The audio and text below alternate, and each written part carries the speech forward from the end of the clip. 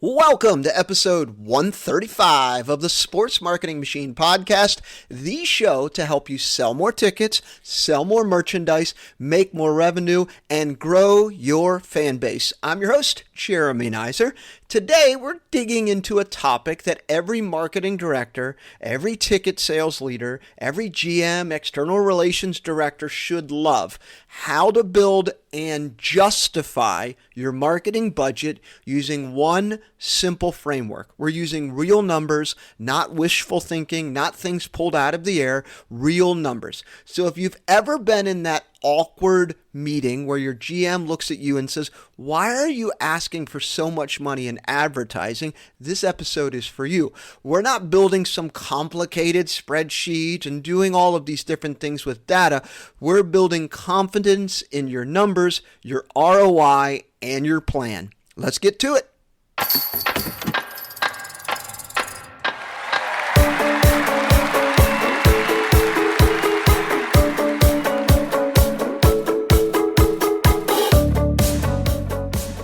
Let's start with what you can measure. Single game ROI. Your marketing budget actually only starts with one number. Most teams that I've worked with overcomplicate this process. They try to justify their full seasoning marketing budget using vague goals like, we're going to grow awareness, we're going to increase engagement, we're going to drive more website visitors, we're going to do these things. Now, all of those are fine, but at the end of the day, your goal is to sell more tickets, more butts in the seats. So the smartest way you can look at your budget is to actually use what you can actually measure. So focus on what you can actually measure, and that's single game ticket sales. Here's why. If you look at your budget in totality, you look at it and you say, well, 70 to 80% of this is actually being spent to single game advertising. We're trying to sell single game tickets. 70 to 80% of your budget is trying to accomplish that. So that's where your ROI story should begin. ROI is return on investment. So let's do simple math. Your single game return on investment. What's the formula here? Single game return on investment equals your single game revenue. How much money single game buyers spent with you, divided by your single game advertising spend. So you're going to take your single game advertising spend and you're dividing it by single game revenue. So let's give you simple math here. Let's say your season happened last year and you spent $20,000 on single game advertising, so on ads, and you brought in $120,000 in single game ticket revenue. That's 6-1. So you have $120,000 divided by 20,000. That's 6-1 ROI. So you're getting $6 back for every $1 that you spend. That's simple, that's clean, and very powerful. So just to go through it again, you brought in $120,000 in single game ticket revenue last year. And you spent $20,000 on advertising. That's a 6-1 ROI. Every dollar that you spent, you made $6 back. That's actually the number that starts your entire budget conversation. It's proof that your marketing doesn't drive clicks, doesn't drive engagement, doesn't just do all these things. It actually drives cash flow. It makes the team money or the organization money. So if you've listened to episode 67, Why Your ROAS is Wrong, you'll remember this. Clicks don't count. Conversions do. So don't brag about CPMs and impressions and click-through rates and traffic that you drove to the website. Brag about how much ticket revenue you generated per your marketing dollars. If you can share that number, now you're cooking. So your budget story starts with single game ROI. If you don't know it, everything else that you're doing is guesswork. So the simplest way you can do this, simplest way, take your single game revenue from last year, whatever it was, take a look at it, put it in one column in a spreadsheet, and in the next column, single game advertising spend. How much money you spent out of your marketing budget to sell single game revenue. Divide the two, and that's your ROI. So if I had 120,000, 20,000 into 120,000, that's 6-1 ROI.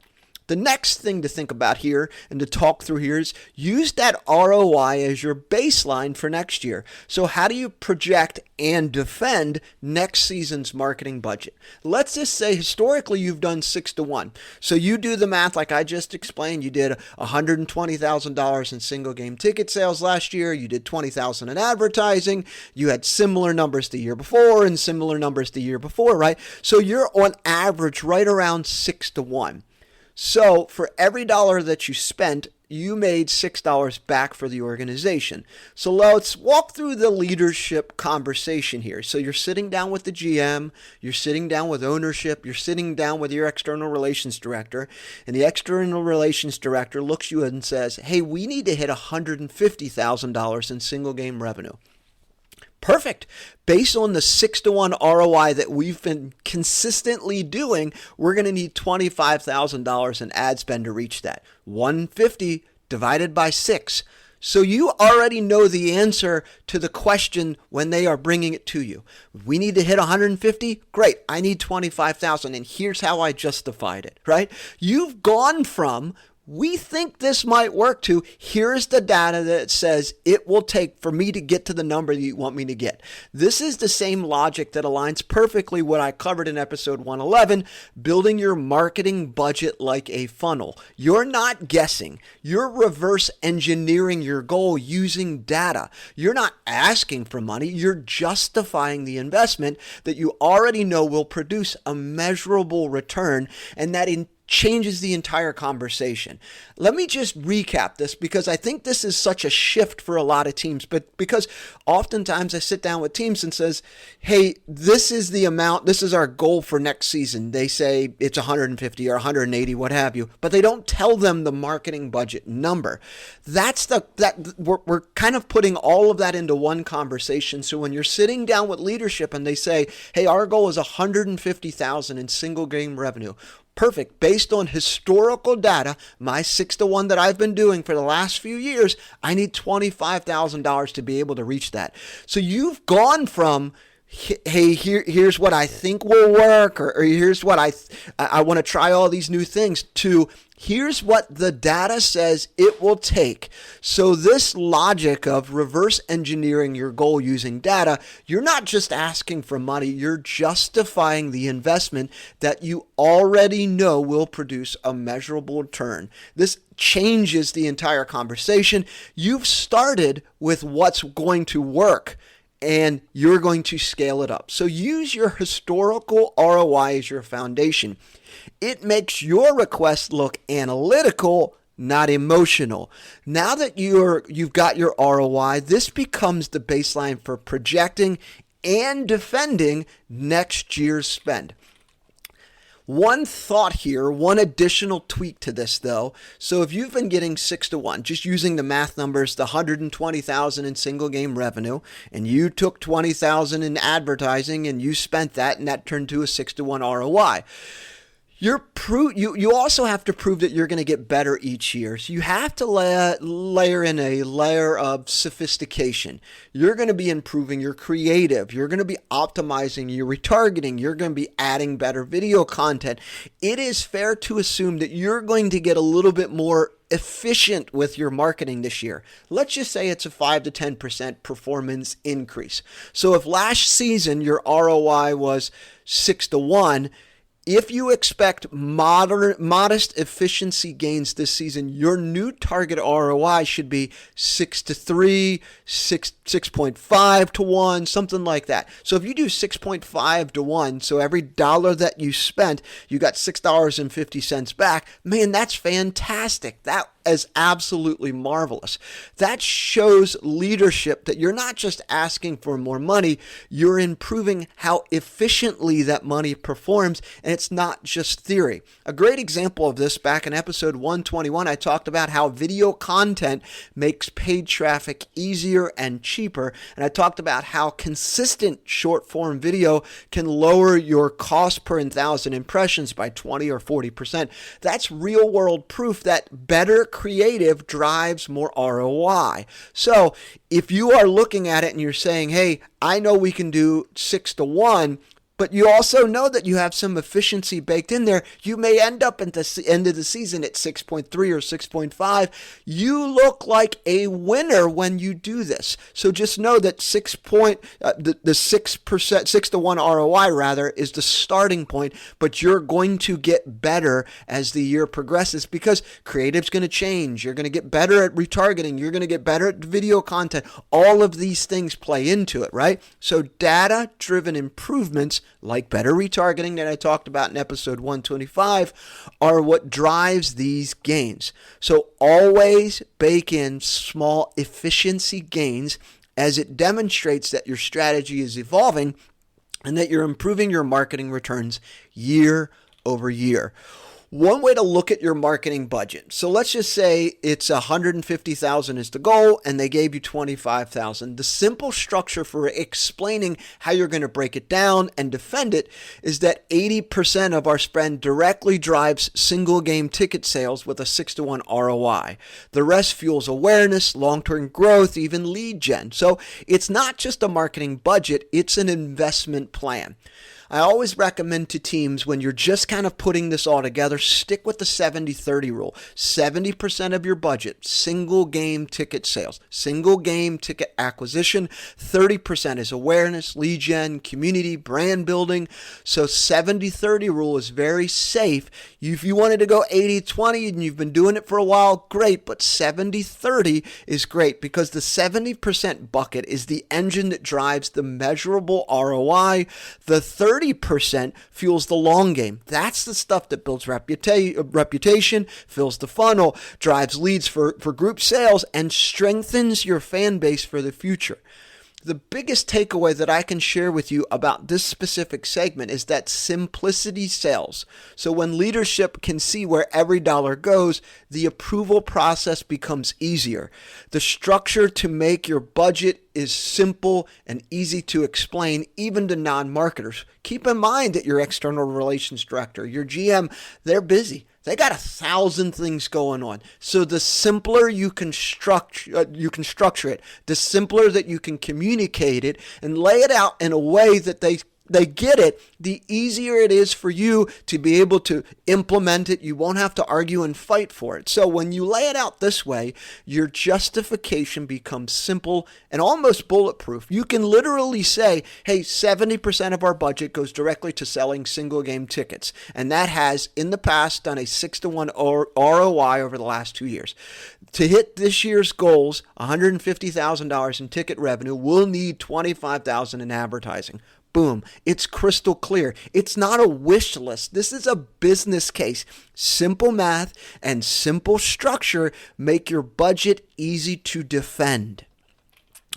Now, of course, with all of that, and the GM says, hey, thumbs up, here's 25 grand, we got to get to 150. You have to prove it's working every single month. So you have to track it and adjust monthly. You've got the budget. You can't just set it and forget it. It just doesn't happen that way. The real magic happens when you track ROI month by month. You pull your ticketing data, your advertising spend by homestand, by month, by series, whatever it is, whatever sport you're in, however you're doing it, right? You're going to start seeing patterns. Maybe if you're in baseball, April and May consistently drive a higher ROI because it's the start of the season and people are excited and baseball's on TV, rather than June and July when it dips down. So if you know that, you're going to have to move your budget dollars to the area to keep your ROI moving at that clip that you need it to get to. So when you find those high efficiency windows, double down a little bit. You may need to reallocate to your best months, or if you look at it and you're like, hey, I'm not spending that much and we're still getting a high ROI, move it to where the conversion dips. But you have to be able to know your numbers. Just like I had mentioned in episode 125, the retargeting funnels, you optimize based on data, not feelings. Think of it like investing. When a stock performs, you buy more. When it cools off, you kind of reallocate a little bit. Your ad budget should work the same way. That's the discipline of a marketing director who's not just creative, but operationally smart.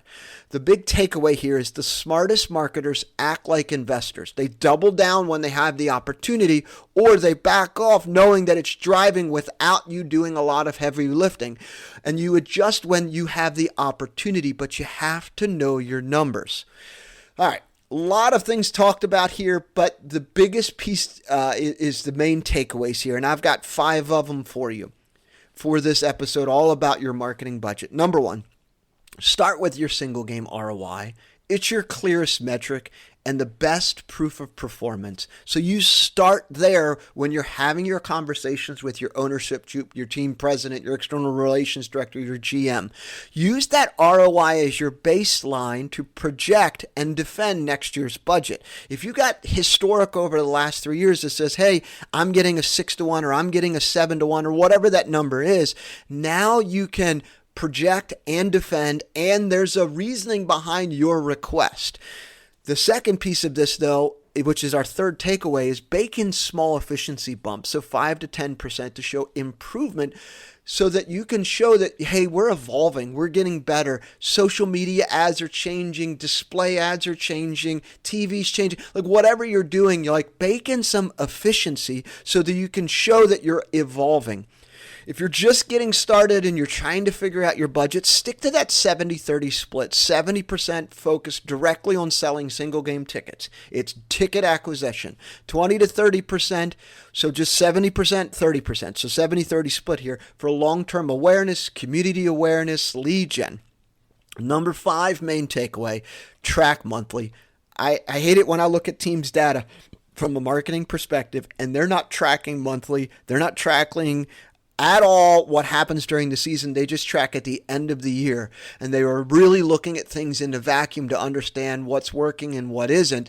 They're not. They're just looking at things all at the end of the year and saying, all right, here's what we did. You have the opportunity to improve, to pull back, to increase in some areas as you're tracking as the season progresses. So if you're in baseball or hockey, track monthly. Soccer, maybe you're tracking by a few games at a time. Maybe this is my 10% mark. This is my 20% of my games. Then you're tracking that way. That'll really keep you honest and understanding what's working and what isn't with your marketing. So if your team is struggling to explain your marketing spend, or if your GM keeps asking for proof, this framework is actually your cheat code. It's simple, data-backed, and built for sports teams. So you've got one spreadsheet. One column is how much money you made for single game revenue. Next column is your advertising spend, and you divide the two, and that's your ROI. So if you spent $20,000 and the team made $120,000, that's a 6-1 ROI. This is simple, it's data-backed, and it's actually built for sports teams. And if you want help building out the marketing ROI dashboard so that you can track these numbers for you, head over, let's grab some time. Happy to chat for 30 minutes. Shoot me a DM. Happy to chat with you. Head over to sportsmarketingmachine.com. Love to help you so that you can prepare this correctly so you're asking for the right dollars amount for your marketing. I can help you connect your ad data to your ticketing results and make your next budget conversation an easier one for you. If this episode helped you simplify how you think about budgeting, share it with another marketing director or ticket sales leader who's just like you, deep in budget season, trying to sell more tickets and grow their fan base. Don't forget to pop one over to Spotify or Apple and rate or review. It helps sports marketers just like you find these conversations and help them get better. Until next time, I'm Jeremy Neisser, and this is the Sports Marketing Machine podcast, where we help you sell more tickets, grow your fan base, and make more revenue. Until next time.